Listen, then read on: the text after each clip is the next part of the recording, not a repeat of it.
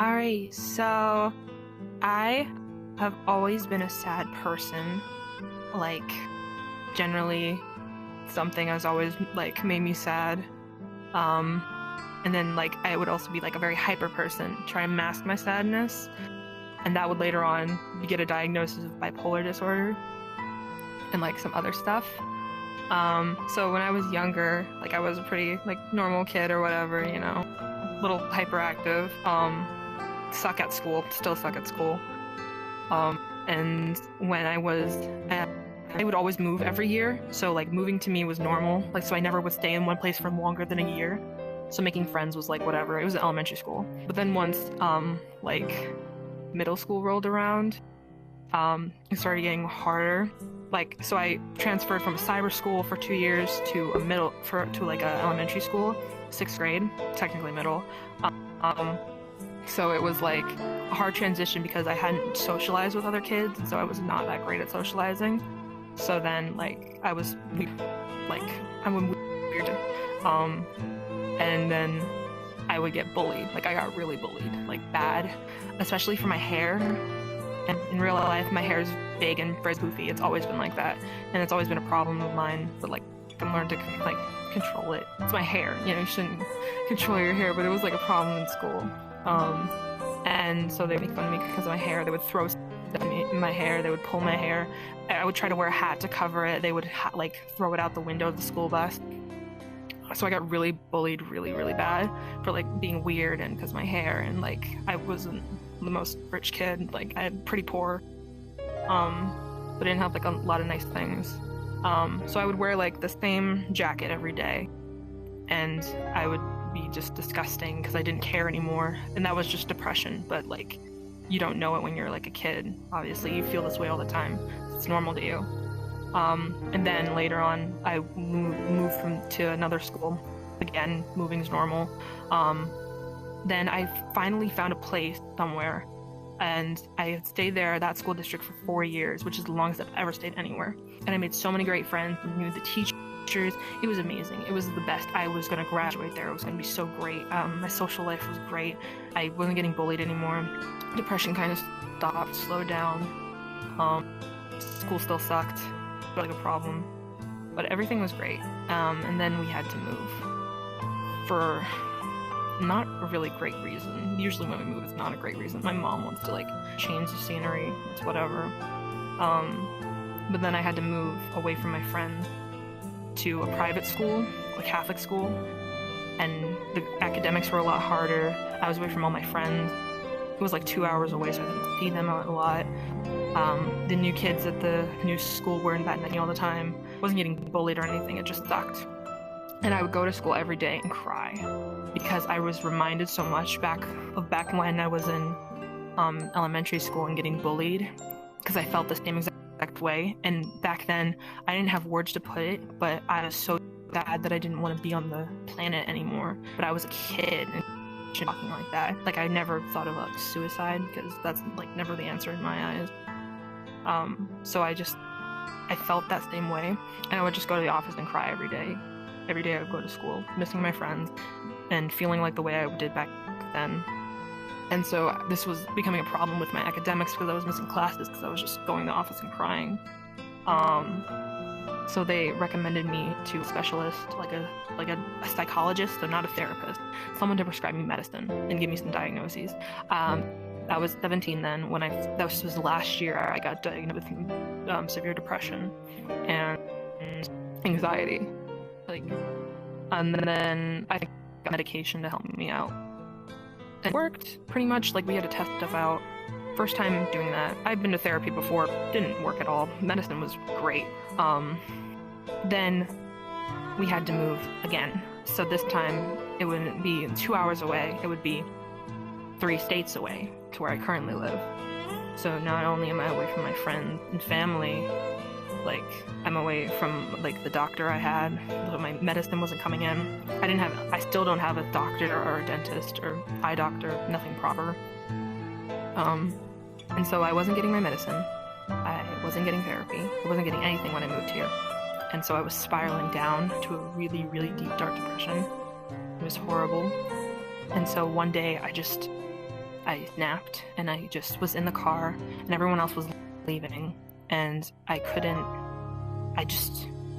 feeling that same way again, and it was horrible, and I didn't know what to do, and I was having a panic attack and I was freaking out, and like I didn't want to feel like that anymore because those feelings kept rushing back. And so I was like, I didn't know what to do, so I called the hotline because I like looked it up and it's like you don't have to be suicidal, which I wasn't. I just was tired of like feeling such an intense sadness. So I called the hotline and they said to go to a mental hospital because if like I feel like I'm in like not safe or okay, and that's the best thing for me to do. So I did that. I told my mom, who at the time she still doesn't quite understand like my mental health issues and why I need medicine, therapy, and all that stuff. Like she's like almost in her 50s. Like back in her day, it wasn't like a thing. You would just be sad. It's whatever. So I called the hotline. The lady on the line was like, "I'll talk to your mom for you," which was great. So she did. And my mom was like freaking out, and then she drove me to the hospital, and then I got admitted. And the one thing I told her was to just like promise me she wouldn't tell my family, because my family also doesn't quite understand. My brother also has depression, and he went to a hospital too, and the whole family was like treating him like he was like an eggshell, like he was gonna crack at any moment, and we both know about it. Like we both have the same like mental health issues, so we talk about it and we hate that, so none of my family knows. And I'm pretty sure they're not gonna see this video because they are people. But yeah, I went to the hospital, I got admitted, and it was really, really, really scary because I'd never been in a place like that before. It was just a normal hospital when you first get there, but the people there are like in the same situation I am, like coming in for mental health issues. So I came in and there's people screaming, there was people walking on the ground and peeing themselves, there was people throwing stuff and yelling at the cops. There was cops there with guns. I'm terrified of cops, like. And then I had to get my blood taken. I'm terrified of needles. It was like the most scary experience ever, but I knew I had to do it because I couldn't get help anywhere else. I needed to get help. So I stayed. I was there for a week. I met 2 people there that became my only friends in this entire state. I got the medicine I need. I now know I have a bipolar disorder, schizoaffective disorder, depression, and anxiety, and now I can be treated for those things, get therapy. And all of this was because I reached out, because nobody else was going to do it for me. Not in my house, not where I live. So I had to take it in control and do the scariest thing ever, and that's like go out for help. Which I would, if it was anybody else, I would tell them to do the exact same thing. But the hardest thing is like actually doing it. But now I'm feeling a little bit better. I'm still very anxious. I still have like panic attacks. I still get shaky. I still get very nervous. But this chat is like amazing because I don't have many friends here again. Only at the mental hospital. And I've been able to use my coping skills, which is music, and play for people. I just go to the Black Cat like every day and just like go like in random lobbies and just play for people and do what I love, which is just performing, and like it's very great for coping, and like I get relaxed and I get to make people feel things. And it's just, this has been like a really great experience getting this VR headset and yeah, exploring stuff. And yeah, that's my story when I went to the mental hospital. So a pretty happy ending, still to be determined.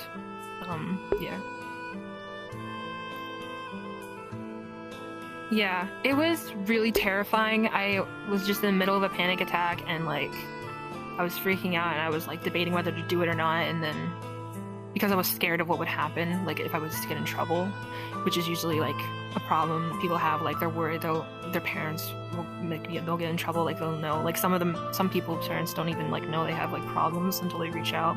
It seems like a lot, but then once you do it, you feel so like relieved because you know that you can take like that weight off your shoulder. It's like you can breathe again, and there's people out there that are professionally trained to just like deal with what you have going on with you. And it's, if anyone like needs help, like calling the hotline at least. This is the most scariest thing ever, making that first call, but doing it is great. You don't have to be suicidal. You don't have to do any of that. Like, you won't get in trouble for calling. Call if you just feel like you want to talk to somebody, because that's what they said, that's what they're there for.